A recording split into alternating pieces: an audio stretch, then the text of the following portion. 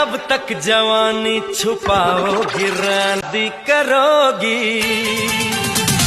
गवारों को कितना सताओ। শাকিব খানের দিন শেষ, ওয়াসিফ খানের বাংলাদেশ, এমন ক্যাপশনে অনেকেই বুবলি এবং ওয়াসিফ খানের এই সুন্দর মুহূর্তের ছবিগুলো শেয়ার করছেন ফেসবুক পেজে। অনেকে আবার তাদের এই ছবি দেখে কটাক্ষ করে মন্তব্য করছেন, মা ছেলেকে দারুণ লাগছে, মা ছেলেকে কিন্তু দারুণ মানিয়েছে। এই মডেলের সাথে ফটোশ্যুট করায় অনেকে বুবলিকে সুগার মাম্মির উপাধিও দিয়ে দিয়েছেন।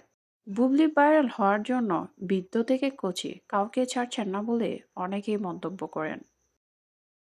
সম্প্রতি ওয়াসিফ খান নামের এই মডেলের সাথে বেশ কিছু ফটোশ্যুট করেন বুবলি। তা নিয়ে যেমন প্রশংসা করছে অনেকে, ঠিক তেমনই সমালোচনাও কম হচ্ছে না এই ওয়াসিফ খানের সাথে মডেল হয়ে কাজ করা নিয়ে। এ নিয়ে বুবলিকে প্রশ্ন করতেও দেখা যায় বিভিন্ন সাংবাদিকদের।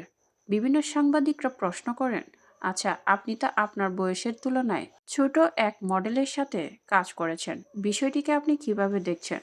প্রতি উত্তরে বুবলি বলেন, বিষয়টি আসলে তেমনভাবে সাজানো। আমরা চাচ্ছিলাম আমাদের এই কাজগুলো যেন মানুষের কাছে কোনো একটি বার্তা দেখ, হোক সেটি ভালো কিংবা মন্দ।